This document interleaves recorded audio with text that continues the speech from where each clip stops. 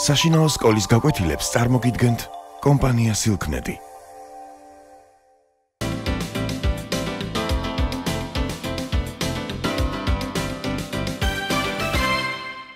მოგესალმებით. ჩვენ ახლა ვისაუბრებთ შოთა რუსთაველის ვეფხისტყაოსნის პირველ თავზე, რომელსაც ჰქვია ამბავი როსტევან არაბთა მეფისა. შოთა რუსთაველმა ეს პოემა დაწერა მე-12 საუკუნეში, როდესაც საქართველოს მეფე იყო თამარი, ჭკვიანი, დიდებული, მშვენიერი მეფე. მაშინ საქართველო იყო დამოუკიდებელი, თავისუფალი, მდიდარი, ძლიერი სახელმწიფო და ამიტომაც მაშინდელ დროს უწოდებენ საქართველოს ოქროს ხანას და გასაკვირი არ არის, რომ სწორედ იმ დროში შეიქმნა ეს შესანიშნავი პოემა. ერთი საუკეთესო წიგნი, რაც ქართველებს გაგვაჩნია. ეს არის ხელი-ხელ საგოგმანები წიგნი, როგორც თვითონ შოთა რუსთაველი ამბობს. ეს წიგნი პოეტმა თამარ მეფეს მიუძღვნა და მასში წარმოჩენილი არის ისეთი იდეალები, როგორებიც არის სიყვარული, მეგობრობა, რაინდობა, რწმენა. და ამ წიგნს, როდესაც ვკითხულობთ, რა თქმა უნდა, უფრო უკეთესები ვხდებით. მოდი ვნახოთ, რა არის მოთხრობილი ამ თავში.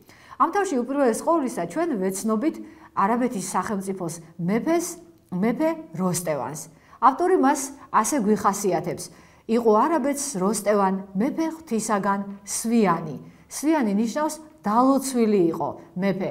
როგორც ვიცით, ძალიან მნიშვნელოვანია ღვთის შემწეობა საერთოდ ადამიანის ცხოვრებაში. ვეფხისტყაოსნის მიხედვით მიწაზე საერთოდ ღვთის სახე არის მეფე. მეფე არის ღვთისაგან და ამიტომ ძალიან მნიშვნელოვანია, რომ ის არის სწორედაც ღვთისაგან დალოცვილი. ნახეთ შემდეგ რა თვისებებს წარმოაჩენს მეფე როსტევანისას. ეს ის თვისებებია, რომლებიც აუცილებელია იმისათვის, რომ ადამიანმა გონივრულად, ჭკვიანურად მართოს სახელმწიფო. აი ნახეთ, რომელი თვისებებია. ეს არის მაღალი, უხვი, დაბალი, ლაშქარ, მრავალი, ყმიანი. მიუხედავად იმისა, რომ პოემა დაიწერა მე-12 საუკუნეში, ძალიან დიდი ხნის წინათ, ქართული ენა იმდენად არ შეცვლილა, რომ ჩვენ ვერ გავიგოთ მაშინ დაწერილი ტექსტი და ეს რა თქმა უნდა ენის ღირსებაზე მიანიშნებს. ასე რომ ამ სტრიქონშიც მე რომელიც წაგიკითხეთ, თითქმის ყველა სიტყვა არის გასაგები, თუმცა ყურადღება უნდა მივაქციოთ მაგალითად სიტყვა მაღალს. დღეს ამ სიტყვას, როდესაც ვამბობთ, წარმოგვიდგება ფიზიკურად მაღალი ადამიანი, მაგრამ ამ შემთხვევაში მეფეზე როდესაც ამბობს, რომ ის იყო მაღალი, იგულისხმება არა მისი ფიზიკური სიმაღლე, არამედ სულიერი სიმაღლე, ესე იგი დიდებულება. ასევე დაბალიც ნიშნავს მეფის თავმდაბლობას. წარმოიდგინეთ, რომ მეფეს ყველაფერი აქვს, მეფე არის მართველი ქვეყნისა, მაგრამ ის არის თავმდაბალი და თავმდაბლობით გამოირჩევა და ეს არის ძალიან მნიშვნელოვანი თვისება. ყოველი ღირსეული ადამიანი, რა თქმა უნდა, არის თავმდაბალი. აგრეთვე აქ არის საუბარი იმაზე, რომ მას ჰყავდა დიდი ლაშქარი და ლაშქარ მრავალი, ასეა გამოხატული ეს და ყმიანი. ყმიანი ნიშნავს, რომ მას ბევრი ყმა ჰყავდა. ამავე დროს ნახეთ კიდევ რაზე ამახვილებს ყურადღებას შოთა რუსთაველი, რომ ეს მეფე იყო მოსამართლე და მოწყალე. ესე იგი სამართლიანი მეფე იყო და წყალობის გაცემა უყვარდა. მორჭმული, განგებიანი. ეს სიტყვები შეიძლება არ გვესმოდეს, რადგან თანამედროვე ქართულ მეტყველებაში არ გამოიყენება. ეს ძველი სიტყვებია და მორჭმული ნიშნავს გამარჯვებულს, დიდებით სავსეს, ასე ვთქვათ, ყველანაირი სიკეთით ახსავსეთ მცხოვრებს. აი ამას ნიშნავს ეს მორჭმული, რომ შვება განცხრობაში ცხოვრობდა მეფე. განგებიანი ნიშნავს, რომ კეთილად განაგებდა, ჭკვიანურად, გონივრულად განაგებდა ის თავის სამეფოს. თანაც თვითონვე ყოფილა მეომარი უებარი, უებრო ნიშნავს აი შეუდარებელი მეომარი იყო და თანაც კვლავ მოუბარი წყლიანი. ეს იმას ნიშნავს, რომ ის იყო მჭევრმეტყველი, ესე იგი ძალიან კარგად საუბრობდა, ლამაზად, გამომეტყველად და ჩვენ დავწმუნდებით ძალიან მალე, როდესაც ის საუბარს დაიწყებს თავის ვაზირებთან. მეფეს არ ყავდა ძე და მას ყავდა ერთადერთი ასული. ეს ამგვარად არის გამოხატული, რომ სხვა ძე არ ისვა მეფესა, მარტო ასული. მარტოდენ ნიშნავს, ესე იგი, მხოლოდ ასული ყავდა, ქალიშვილი ყავდა. ახლა ვნახოთ, როგორ არის დახასიათებული მისი ასული, რომელსაც თინათინი ქვია. მწერალი ყურადღებას ამახვილებს, რა თქმა უნდა, მის ფიზიკურ სილამაზეზე, ის ქალია და უმშვენიერესი ქალია და რა თქმა უნდა, ყურადღებას ამახვილებს აგრეთვე მის სულიერ ღირსებებზე. საერთოდ რუსთველისთვის იდეალური არის ის ადამიანი, რომელიც ფიზიკურადაც და სულიერადაც არის უმშვენიერესი. ნახეთ, როგორ აღგვიწერს სოფლისა მნათი მნათობი. ესე იგი, ისეთი სილამაზე ჰქონდა, თითქოს ანათებდა. რა თქმა უნდა, ეს არის მხატვრული ხერხი, რომ უკეთესად წარმოვიდგინოთ მისი სილამაზე. სოფელს ანათებდაო, ქვეყნიერებას ანათებდაო, მზისაცა დასთა დასული. ესე იგი, მზის დასების წევრი იყო, ესე იგი, რაღაც ღვთაებრივი სამყაროს წევრი იყო თითქოს და წარმომადგენელი ღვთაებრივი სამყაროს. ესე იგი, ისეთი შეუდარებელი და ენით აღუწერელი სილამაზე ჰქონდა. და ამიტომაც არის, რომ შოთა რუსთაველი ამბობს, რომ მისი სილამაზე რომ კარგად შეაქო, უნდა იყო ბრძენი. ესე იგი, უნდა შეგეძლოს გამოთქმა. და თანაც ერთი ბრძენიც არ არის საკმარისი, უამრავი ბრძენი უნდა დადგეს და შეაქოს, რომ კარგად წარმოიდგინოთ, როგორი სილამაზე ჰქონდა. ბრძენი ხამს ნიშნავს საჭიროა, მისად საქებრად და ენა ბევრად ასული. ესე იგი, ბევრმა ენამ უნდა აქოსო. შემდეგ შოთა რუსთაველი აღვიწერს, რომ ზრდასთან ერთად, თინათინის ზრდასთან ერთად ემატებოდა სილამაზეც და რა თქმა უნდა ჭკუა გონებაც. და ასია ეს გამოხატული, რა გაიზარდა გაივსო მზე მისგან საწუნარია. ესე იგი, ისეთი ლამაზი იყო, რომ მზესაც კი იწუნებდაო სილამაზით. მზე ვიცით, რომ არის სიმბოლო სწორედ სიკეთისა, მშვენიერებისა, სილამაზისა. ამ სამყაროში ყველაზე ლამაზად ჩვენ მზე წარმოგვიდგება, რადგან ის არის სწორედ წყარო სიცოცხლისა, წყარო სითბოსი და სინათლისა. და მეფემ გადაწყვიტა, რომ თავის მემკვიდრედ თინათინე დაეტოვებინა, თინათინი გაემეფებინა. მაგრამ მეფე არის გონიერი, ჭკვიანი, მას ყავს ვაზირები და გადაწყვიტა, რომ ეს გადაწყვეტილება ვაზირებისთვისაც გაემხილა და მათგან მოესმინა მათი აზრი, თუ როგორ უყურებდნენ ამ ამბავს. მისთვის მნიშვნელოვანი იყო, რა თქმა უნდა, სხვების რჩევა.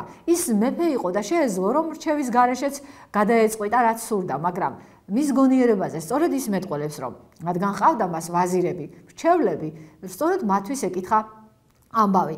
და ამიტომაც მოიხმო ეს ვაზირნი, გვერდზა დაისხნა, დაუწყო მათ ამოსაუბარი. ესე იგი, სასიამოვნო ტკბილი საუბარი დაუწყო მათ და თავისი გადაწყვეტილების შესახებ ამცნო. ესე იგი, როსტევანი პირველ რიგში, რა თქმა უნდა, ამ გადაწყვეტილებას იმიტომ იღებს, რომ ის უკვე მოხუცდა, დაბერდა და საჭიროა, რომ ახალგაზრდა ქალი გაამეფოს ტახტზე, რომელიც სამეფო საქმეებს მასზე უკეთესად წარუძღვება. მაგრამ ამას პირდაპირ კი არ ამბობს, რომ აი მე დავბერდი და ახლა ჩემმა შვილმა უნდა შემცვალოს. არამედ ამას გამოხატავს ძალიან ხატოვნად. და ხატოვნად ეს მეტყველებს, რომ ის არის მჭერმეტყველი და რა თქმა უნდა, ისიც უნდა გავითვალისწინოთ, რომ ეს არ არის პროზაული ამბავი. პოემა ვეფხისტყაოსანი, ეს არის პოეტური ნაწარმოები, ლექსად არის დაწერილი, პოეზია უპირველეს ყოვლისა, ამიტომ პოეზიაში ყოველთვის არის ხოლმე გადატანითი მნიშვნელობით საუბარი, იქ არის ყოველთვის მხატვრული სახეები, რათა უფრო შთამბეჭდავი იყოს ის ყოველივე, რომლის შესახებაც მოგვითხრობს ავტორი. ამიტომაც როსტევანი ასე იწყებს საუბარს, სიბრძნეს ამბობს, ამ ცხოვრებისეულ სიბრძნეს, რა ვარდმან მისი ყვავილი გაახმოს და ამჭნაროსა, იგი წავა და სხვა მოვა ტურფასა საბაღნაროსა. ესე იგი, იგავურად დაიწყო ლაპარაკი. როდესაც ვარდი გახმება, ყვავილი დაჭკდება, მაშინ ბაღში მის ნაცვლად ახალი ყვავილი ამოვა. საბაღნარო არის სწორედ ბაღი. ტურფა ნიშნავს მშვენიერს. ესე იგი, ყოფილა ეს ცხოვრებისეული კანონზომიერება, რომ ერთ ადამიანს მეორე ადამიანი ცვლის, ისევე როგორც ბუნებაში ერთ ყვავილს მეორე ყვავილი ცვლის და ეს სულაც არ არის, ასე ვთქვათ, ტრაგიკული ამბავი. მზე ჩაგვისვენ და ბნელს ავჭვრეთ ღამეს აუმთენაროსა. ესე იგი, როსტევანი საკუთარ სიბერეს განიცდის როგორც სიბნელეს და ამიტომაც ასე ხატოვნად ლაპარაკობს, რომ აი თითქოს სიბნელია გარშემო და აღარ თენდება ღამე, აღარ შემოდის ნათელი. და შემდეგ უკვე პირდაპირ მიაყოლებს თავის სათქმელს, რომ მე გარდავსრულ ვარ, ესე იგი მე დავბერდი, უკვე დიდი ხნისა ვარ, სიბერე მჭირს, ჭირთა უფრო ძნელია. სიბერეს ის წარმოაჩენს როგორც ძალიან დიდ და ძნელ ჭირს. ჭირს, როგორც რაღაცას, რომელიც აუცილებლად უნდა მოიშორო, ასე ვთქვა და რაღაცნაირად უნდა მოუვარო. მანიცის რა თქმა უნდა, რომ ადამიანი მოკვდავია და ამიტომაც ამოს რომ დღეს არა ხვალე მოვკვდები, სოფელი ასრე მქმნელია. სოფელი ამ შემთხვევაში არის წუთი სოფელი. ესე იგი წუთი სოფლისთვის, სიცოცხლისთვის არის დამახასიათებელი, რომ ადამიანი იბადება, იზრდება, ბერდება და შემდეგ გარდაიცვლება. და ისევ ხატოვნად ამბობს როსტევანი, რაღაცა იგი სინათლე, რასაც ახლავს ბნელია, ესე იგი სინათლეს რაღაცა აკლდება, თუ კი მას სიბნელე შეერევა და ამ შემთხვევაში რა იგულისხმა, რომ მისი სიცოცხლე, მისი ბედნიერება, მისი მეფობა, ეს იყო რა თქმა უნდა დიდი სინათლე, მაგრამ აი სიბერე, როგორც სიბნელე, ისე იყო შერეული და ამიტომაც მას ეს ამბავი აწუხებდა. და შემდეგ ასე ამცნო გადაწყვეტილება, ჩემი დავსვათ ხელმწიფედ, ვისგან მზე საწუნელია. ვისგან მზე საწუნელია ნიშნავს, რომ ვინც მზეს იწუნებს, აი ჩემი ქალიშვილი გავამეფოთო. ვაზირებმა ჭკვიანურად მოусმინეს, რა თქმა უნდა, გულდასმით, ყურადღებით და შემდეგ საკუთარი აზრი თამამად და თავისუფლად მოახსენეს. ამ პასუხში ჩანს, რომ ვაზირები, რა თქმა უნდა, კარგად იცნობენ თინათინს, მათ იციან მისი გონიერება, მისი მშვენიერება. ისინი მიიჩნევენ, რომ თინათინი იქნება ღირსეული მემკვიდრე. ამიტომაც ასეთ რამეს ეუბნებიან. თუმცა ქალია, მაგრამ ის ღირსი არის ხელმწიფეობისაო. თუცა ქალია ხელმწიფედ მართ ღვთისა დანაბადია. ესე იგი, ნამდვილად მართ ნიშნავს ნამდვილად არის ღვთისგან შექმნილი და მას შეუძლია მეფობა. რატომ ამბობენ ამას, რომ თუმცა ქალია? იმიტომ რომ ტრადიციით საერთოდ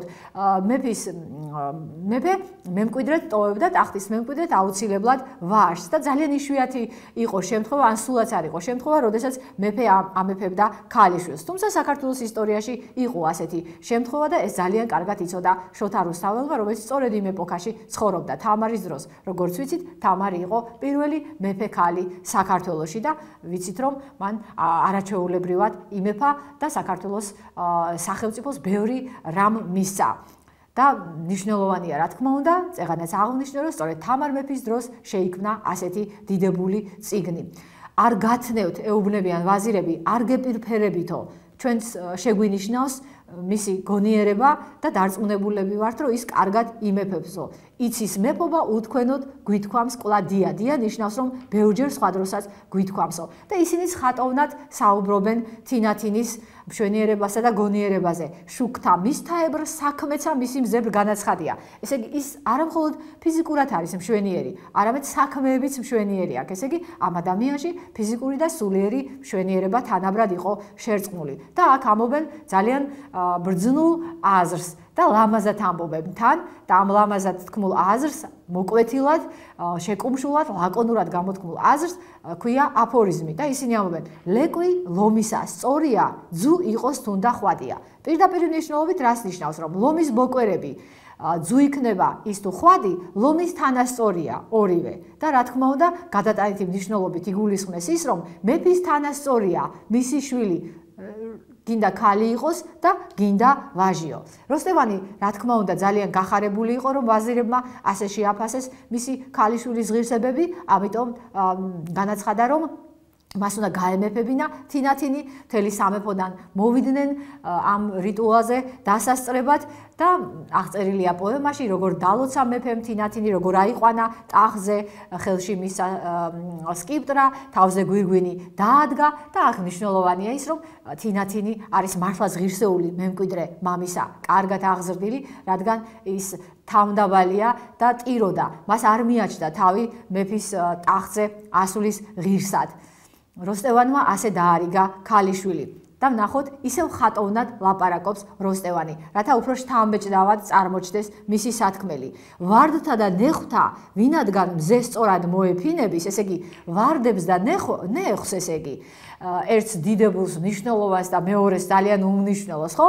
მზე თანაბრად აფენს სხივებს. სწორად ნიშნავს, რომ თანაბრად აფენს სხივებს. ამიტომ ადამიანიც მეფე უპირველეს ყოვლისა, სწორედ მზეს უნდა ბაძავდეს და თანაბრად უნდა აფრქვევდეს თავის სითბოს, თავის მოწყალებას ყველას.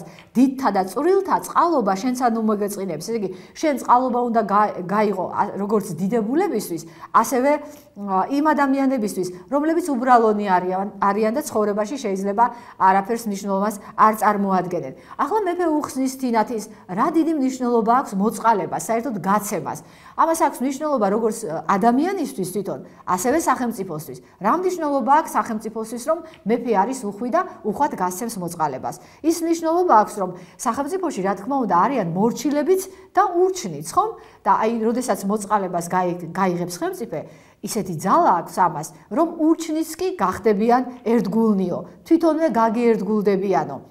უხვი ახსნილსა დააბამს, ახსნილი სწორედ ურჩს ნიშნავს. იგი თვითონებისო, თვითების ვინების უხვად გასცემდი, ზღვათაცა შესდის და გაედინებისო. აი ზღვის მაგალითი მოიყვანა, რათა უფრო თვალსაჩინო გაეხადა თავისი სათქმელი, რომ აი ზღვას შესდის და გაზდის მდინარეები და ყოველთვის სავსეა და ასე უნდა იყოს ადამიანის, აუცილებლად უნდა გასცემდეს და თანაც ბევრს, რომ ეს უნდა იყოს მეფისთვის საერთოდ დამახასიათებელი, მაშინ მეფობა იქნება, მისი მეფობა ყოველმხრივ უნაკლო და ესეთი ბუნებრივი უნდა იყოს სიუხვე მეფისათვის, როგორც მაგალითად ედემში არის ხეები დარგული, ალვის ხეები. ეს მოწყალება, სიუხვე, რა თქმა უნდა, მეფის დამამშვენებელია. მას ყველა დაემორჩილება და მეფე ეუბნება კიდევ ერთ ძალიან მნიშვნელოვან რამეს, რომ ადამიანმა არ უნდა იზრუნოს ქონების შეგროვებასა და შენახვაზე, არამედ იმაზე, რომ ეს ქონება გამოიყენოს გონივრულად.